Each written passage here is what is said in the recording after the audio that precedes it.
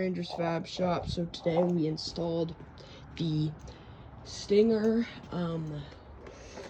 This is the box. Damn it. Part number SSK4ANL. That's what it came with.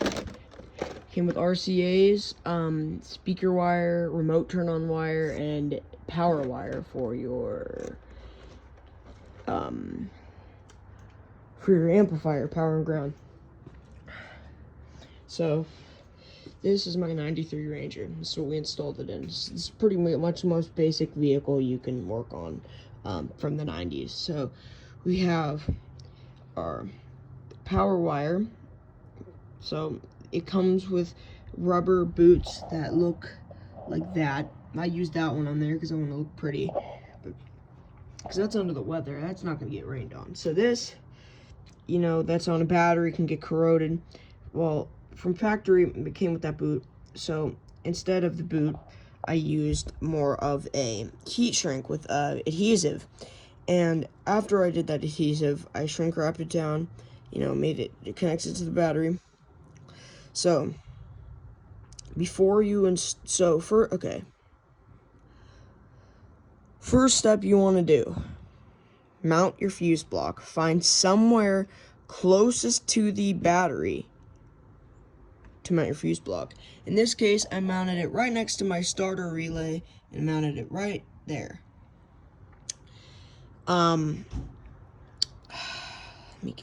Okay. Second step. Take your big spool of blue, or your power wire. The black is usually ground. Power wire usually in amp kits comes in green, blue, red, any color really you could think of. But this, in this case, is blue. So you're gonna want to take your factory end, and if you don't want to heat shrink it, that's fine. I just did this to keep it nice and weather protected. You're gonna want to run it down. You're gonna want to run it down. I ran it underneath my fuse block, but you're gonna want to run it over to your fuse. Now, the reason you want your fuse so close to your battery is because this wire to this side of the fuse is unprotected. If this shorted out right here, you would have nothing protecting this short run of wire. This is to protect your amplifier. You can always replace this with that extra bit of wire it came with, or get a new piece of little wire, but you always want to put your fuse as close to your battery as possible. They say at 18 inches. In this case, I'm going to do different terminals at some point, but just do it as close to your battery as possible to prevent any of your wire that's going to your amplifier from burning up. All right, next thing. When you get this wire around your fuse, okay, it's gonna come with a bunch of ends. The fuse, the amp kit itself. Now, people say you're supposed to go get a crimper, hydraulic crimper, but how many times do you think you're gonna use it? None. It's like $50. It's completely stupid. Now, the correct way to do it would be to get either a hammer crimper or something like that, but here we don't use crazy expensive tools. We use hand tools around here. So you take your terminal and you slip it over. I'll show you guys. You know what? Let's do it. So here's your wire, right? You take your wire, you get a razor blade like that, a box cutter, and you take about that much of wire off, and you go around it with your finger, something like this. Let me do this real quick. Just something to hold that. You take your blade, right, and you go around it, making sure to be gentle with the sheathing, And in the end, so you're gonna want to do it like this. Let me put my phone down. Okay. So here's your wire, right? You're gonna want to go like that around. You know, make a nice circular motion. Then you're going to want to go from here. You're going to just want to slice up. Trying is, don't press hard down. The blade will do the work.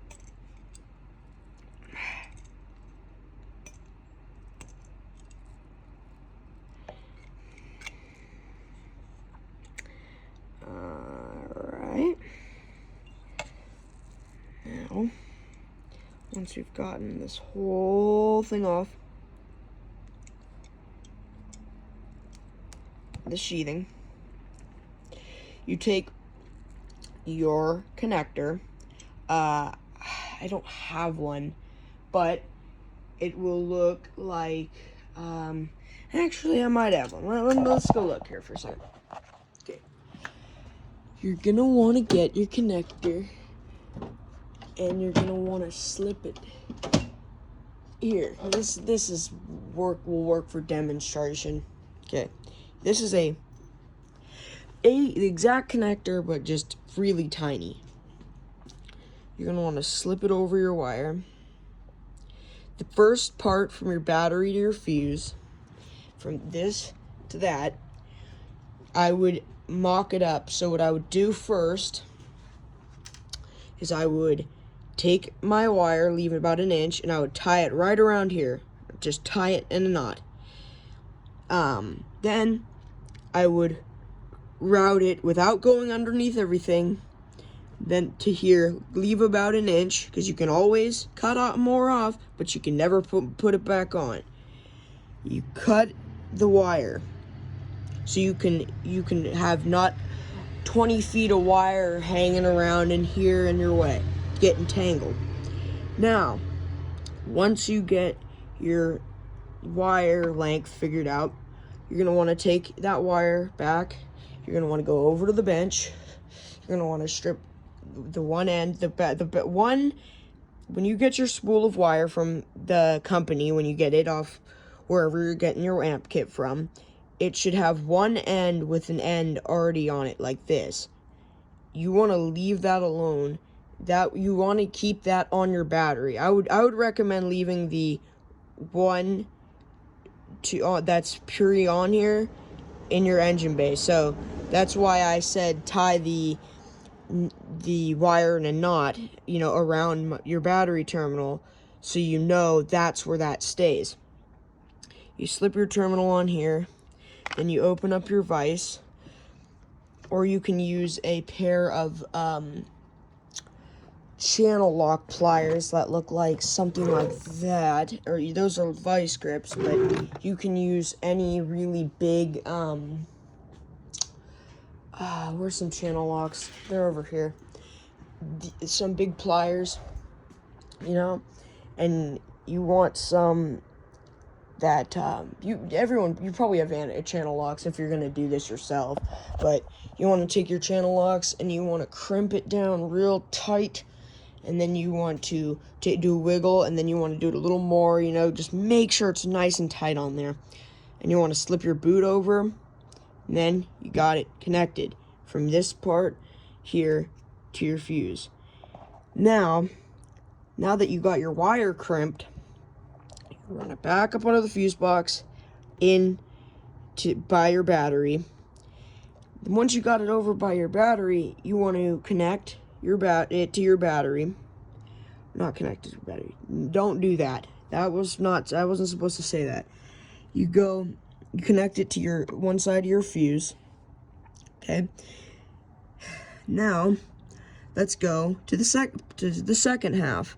Leave all this here and leave this wire away from this terminal. Put it far away down there. Now, you guys just learned how to crimp a wire with the vise. Now, what you want to do on this Ranger, I don't know if all of them have it, but there's a hole down there. I don't know if you can see it. but it's down there, right? And you can see the blue wire coming through. Now, I know it's unprotected, the wire, but I'm going to put a little shrink or a little loom wrap over it. And I would suggest buying some of this if you're going to do this job.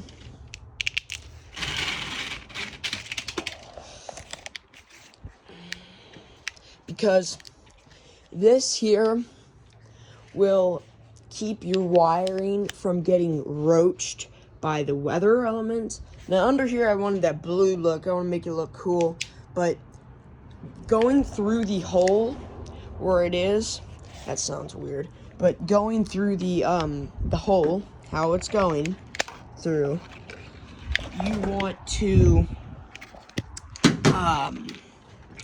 it's metal. So if it chafes out and hits the metal, it's going to short your fuse out. You're gonna have to go buy a new fuse, and you're gonna have to put a new fuse in. That's stuff you don't want to do. So just this is like a couple cents a foot. It's worth the money. That fuse is like $4. I would not even bother fucking with a fuse if you could just spend a couple extra cents at the auto parts store or on Amazon or wherever you're getting this. Well, if you do this, what you should also buy is a thing of heat shrink. And you should get the marine stuff. And this is what the box looks like. It's like $5. It'll make your wiring look professional. I'm talking make it look like a $300 install. Make it look good. Okay. Now that you got it through your hole, you're gonna run it up underneath your carpet. Now, this truck doesn't have its little thing here, but you're gonna want to remove all your trim panels, like this and all that. Leave this, you can leave that kind of stuff in here, but go underneath your carpet, and as you can see, it's running there. You're gonna want to run it all the way up under the carpet till you get to your hole, till you get to the hole. And you're gonna want to run it up through, and then you're going to want to pull it up a little farther to the point where it's kind of sticking out, like about right there. You're gonna want to crimp it with a hammer, basically. The only reason I was doing those with a vise is because that's unprotected. If that came off, that would be even worse. So you can even also just pull your wire, pretty good length, because that wire is like 20 feet, and you can get to your vise, or you can just use the hammer or channel locks and crimp down your connection. Now you got your connection crimped, you're gonna want to connect it to the other end of your fuse, right? You connect it to the other end of your fuse, like that. You're going to pull back, not pull, but you're going to leave a little slack up there, and you're going to want to pull back and run it under your carpet, right? Under your carpet, up, and you're going to want to get a razor blade knife and cut slits in your carpet where you want to run the cable up through. Because look at that over there. That just looks professional, like it's going into the carpet. Like all this stuff here, right into the carpet. Factory looking. It's exactly what you want. You want it factory looking. You don't want a big hoke job. Now, that's your power. You're going to connect it to your amplifier and everything. If the rest of the stuff up there, we're going to deal with later. Connect your ground to your seat bolt or a clean bare metal spot on the frame. You're going to want to take some sandpaper and get all the paint off of your body, or if you're in the trunk of a car, sand and clean the metal up and bolt it somewhere. The seat bolt is solid metal. If you can go to a seat bolt, go to a seat bolt. But I got this heat shrinked, and I got it going up and into the amp beautifully. Now, another thing we need to address. I saw a guy on YouTube do this, and if you're driving an old junker car and you just have all this laying around, and this is an old junker, but this thing's gonna live forever.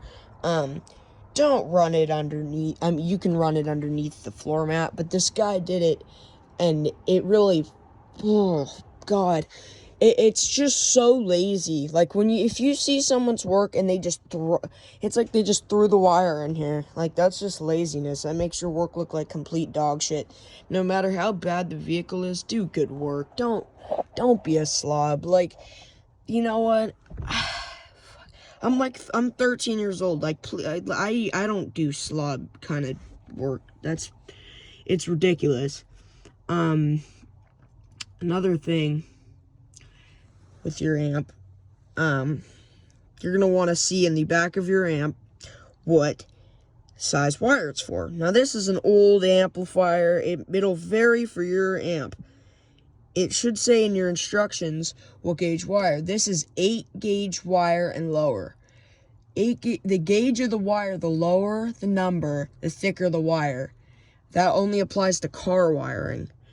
Like, it's 0 gauge, it's big. This is 4 gauge.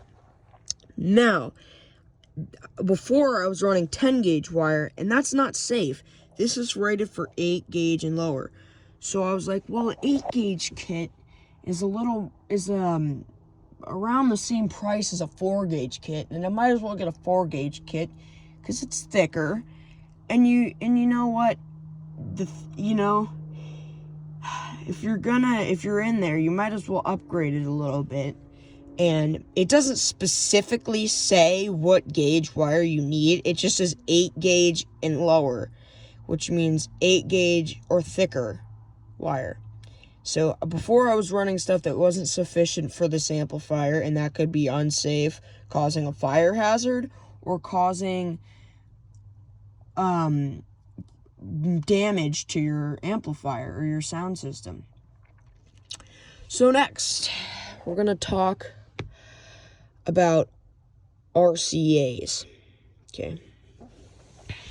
That's these little things. I already had some ran, so because today, I didn't really feel like taking my head unit out, my stereo, and running new RCAs in my carpet. That just doesn't sound like something I want to do if I already have some that work and they're good. Now, talking about RCAs, you're going to want to run it way the fuck away from your power wire. This is probably about a foot away. I ran it up, not behind any of the pedals. You want to go like up right there and into your stereo and plug it in. Another thing when you're buying an amp wiring kit, don't buy, this is copper clad aluminum. Copper OFC wire is oxygen-free copper. That's way higher quality stuff, but it's also more expensive. Now, I didn't feel I needed to spend a bunch of money on this, because, again, it's an old truck. I want sound. But these are good, expensive RCAs that I had, so I used the good stuff where I could. Now, here's another thing I should get at. Hooking up your fuse. Before you hook up your wire to your battery, okay? This right here. Before you hook that up, you leave it there, like dangling around, and you put your fuse in that comes with your fuse holder. And you run it up, and you connect it to your battery. If you connect this and then put your fuse in, it could spark and then scare you, and it'll hit metal, and then you're screwed.